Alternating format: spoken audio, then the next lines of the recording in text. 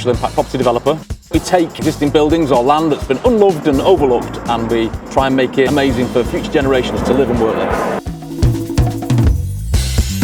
What drew you first to Weir Mill as a project? It was a complex project, loads of listed buildings that are falling down, what's not to love? But we love a challenge. We thought we could make it feel really special. The opportunity to take this, what was private land, and hand it back over to the public is dead exciting, so we couldn't resist. Regeneration is about demand creation. Development is about building something where there is already demand, but we are here to create demand, to change the perception of a place, and to try and make a place thrive in a pioneering way that others typically wouldn't take on.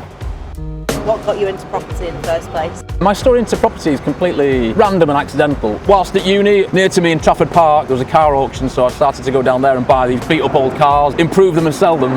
That process of taking something that had been discarded and unloved and then repurposing it, making a profit out of it, to me was dead exciting. I bought my first house when I got my first job, and then did the same on that house. Took a derelict house, made it incredible again. One house led to another house, to a bigger place, and before you know it, we're spending nearly £4 million a week on regeneration. A week? A week, yeah. So what is the biggest challenge with balancing modern with heritage design?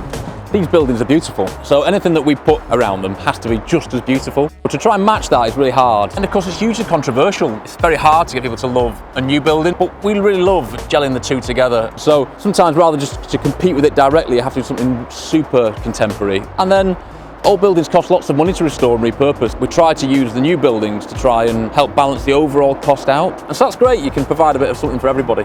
I've been really pleased with the quality of the businesses that have approached us and said, we're interested and we're up for it. That's where we started out with Pollen. We started working, collaborating with Pollen when they're in the Arches, and of course now they're in campus. We're looking, for a similar here in terms of who is our Stockport family, with the new neighbours, and it's been really nice to meet the local businesses and restaurants and bars, and who wants more, who wants to expand, who wants to try a different concept, and so yeah, we're all ears. So yeah, we're on the edge of Stockport here. Businesses had left, it become a bit derelict. So this was a bit of a blank canvas really, to change it into something completely new. And the part that we're in now, with the massive railway arches behind us, is kind of in the heart of the scheme. But this is kind of fairly central in a sunken garden that we've created by shifting a huge amount of earth away to open the building up to be able to really celebrate it and see it.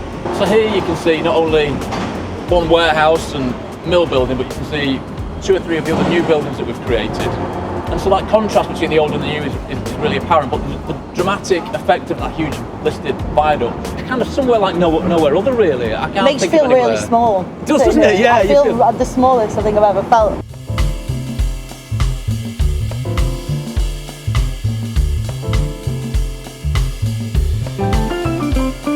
Why is it important to have communal spaces such as this roof terrace? I really love the roof terrace because it genuinely does give people a different perspective. All of a sudden you can see the green treetops, and you can see the hills in the background. So you kind of you read a place differently all of a sudden, and you can see how pretty elements of it are as well. So will any more high rises go up over here? I think there will be some of the tall buildings, like these tall buildings over here as well, and that's important. Those are signs of life. You might be up here on your own, and you can still see other people turning their lights on and off and the twinkling in the distance. Oh, we love that. And then occasionally on the train line, you'll have a train that goes past and people waving at you on the train. So the anticipation is that everyone will be 25 to 35 years old, and that's it. But what we have found is that because we've got nice old buildings and our homes are typically a lot larger than the average, it works for older people as well. It's right in the centre, so it's near to the amenities that they like. Yeah, we definitely have a bit of a gap with families, with young kids, there's less of those. But I imagine after that, the kids have moved out a bit, and I don't want to put an age on that, but all of a sudden people start coming back into an urban place and they go, yeah, I like that. So I imagine that'll be the case.